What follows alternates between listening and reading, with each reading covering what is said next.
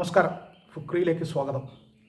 Brazil ടീമിനെ പ്രഖ്യാപിച്ചു, Portugal ടീമിനെ പ്രഖ്യാപിച്ചു, ഇംഗ്ലണ്ട് ഇന്നലെ ടീമിനെ പ്രഖ്യാപിച്ചു, ഫ്രാൻസ് നേരത്തെ തന്നെ ടീമിനെ പ്രഖ്യാപിച്ചു, ഈജിപ്ത് പ്രഖ്യാപിച്ചു, ഹാളണ്ടിൻ്റെ നോർവേ പ്രഖ്യാപിച്ചു, എല്ലാവരും പ്രഖ്യാപിച്ചു. എന്താണ് അർജൻറ്റീനയുടെ ടീമിനെ കാണാത്തത് എന്ന വലിയ ആകാംക്ഷയോടെ ഇരിക്കുകയാണ് ആരാധകർ. ആശങ്കയുമുണ്ട്.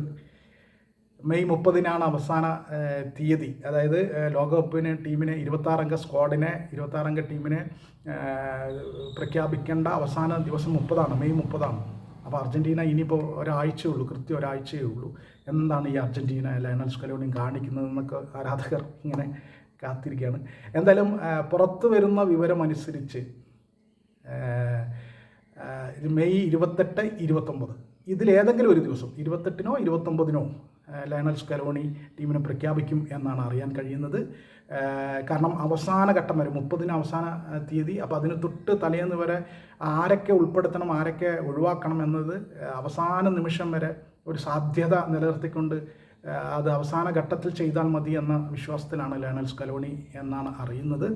അപ്പോൾ സ്കലോണിയുടെ ടീമിനായിട്ട് അദ്ദേഹം ആദ്യം പ്രാഥമിക സ്ക്വാഡ് 55 പ്രഖ്യാപിച്ചിരുന്നു. അത് അദ്ദേഹം വെട്ടി 35 ആക്കിയിട്ടുണ്ട്, 35ലേക്ക് എത്തിയിട്ടുണ്ട് എന്നാണ് അറിയുന്നത്. ഈ 35 അംഗങ്ങളിലെ യൂറോപ്യൻ യൂറോപ്യൻ ക്ലബ്ബുകളിൽ കളിക്കുന്ന എല്ലാ പ്ലേയേഴ്സിൻ്റെ, ഈ 35 അംഗങ്ങളിൽ ഉൾപ്പെട്ടിട്ടുള്ള പ്ലേയേഴ്സിൻ്റെ കളിക്കാരുടെ ക്ലബ്ബുകളെല്ലാം വിവരം അറിയിച്ചിട്ടുണ്ട്. ഇവരെല്ലാം ആവശ്യമുള്ളതാണ്, റിസർവ്ഡ് ആണ് എന്നാണ് അറിയുന്നത്. അദ്ദേഹം ആ കാര്യങ്ങളെല്ലാം ചെയ്തിട്ടുണ്ട്. 35 വരെ എത്തിയിട്ടുണ്ട്. ഇനി അതിൽ നിന്ന് ഒരു 9 ആൾ കൂടി പുറത്തു പോകും.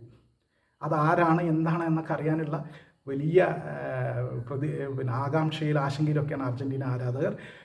എമിലിയാനോ ബ്യൂണ്ടിയ എന്ന ഇപ്പോൾ യൂറോപ്പ ലീഗ് കിരീടത്തിൻ്റെ ഫൈനലിൽ അതിഗംഭീരമായി കളിച്ച് ഗോളടിച്ച് എമിലിയാനോ ബ്യൂണ്ടിയ ആയിരിക്കും അതിലൊരു സർപ്രൈസ് നെയിം, അതായത് എല്ലാവരെയും ഞെട്ടിച്ചുകൊണ്ടുള്ള ഒരു പേര് ബ്യൂണ്ടിയയുടെ ആയിരിക്കും എന്നൊരു വർത്തമാനം, എന്നൊരു റിപ്പോർട്ട് ഇങ്ങനെ പ്രചരിക്കുന്നുണ്ട്.